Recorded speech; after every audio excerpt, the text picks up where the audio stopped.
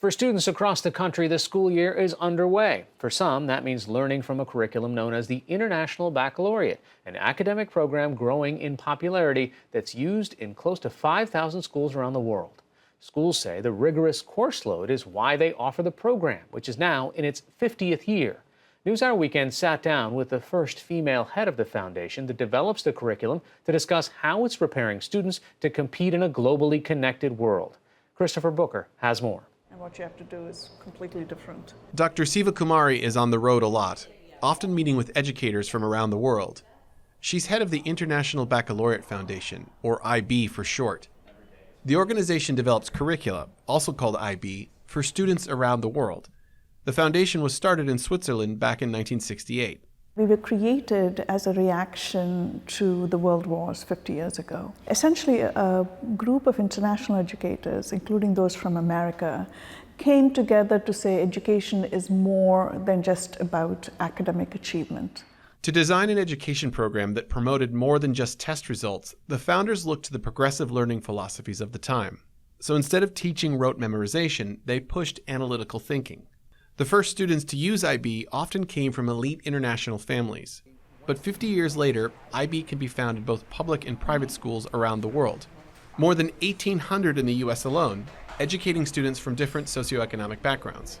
It consists of curricula for students 3 through 19.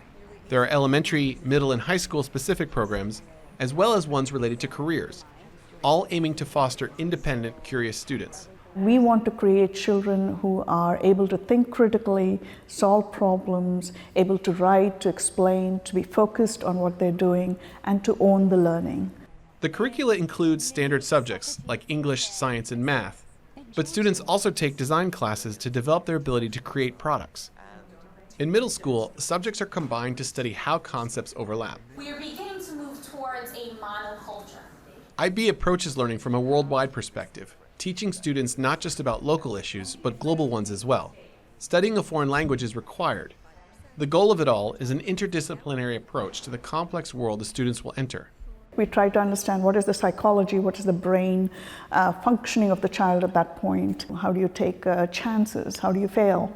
The ability of the child, even at that level, in the primary level, to be able to speak and to defend their thinking. But with a set framework of elements for students to learn, some educators are concerned too much control rests with an international organization and not enough at the local school level. Siva Kumari rejects that assessment. It's a misnomer that we're sitting somewhere in some ivory tower and controlling the world. We have no such interest, The reason I think it works is we don't mandate exactly what happens in a local school. Please remember that you can always practice on another piece of paper. Kathleen Buzzoni is an art teacher and coordinates the IB program for Brooklyn Latin, a public high school in New York City. She says that one thing that attracted the school to IB is its progressive philosophy. Less instruction from a teacher and more active student participation in class. And that sounds so cliche, right? In education today, we all say like student-centered is best. But for me as a teacher, that was where I realized that's where the magic happens. That's where the students grow and learn the most, is if you help and encourage them and coach them rather than tell them and demand from them. At Brooklyn Latin, all 11th and 12th grade students use what's called the IB diploma program.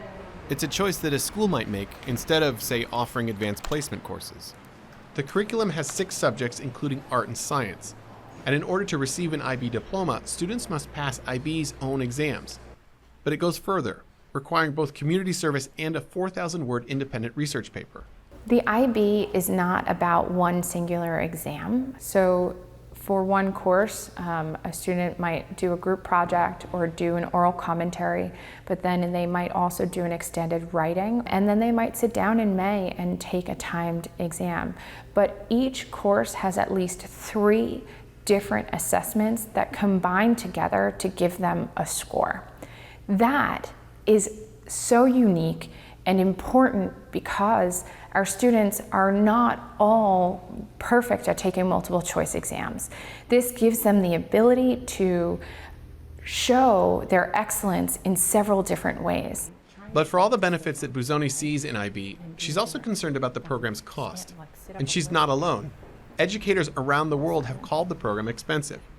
To cover operational costs, the foundation charges fees for its various programs and services.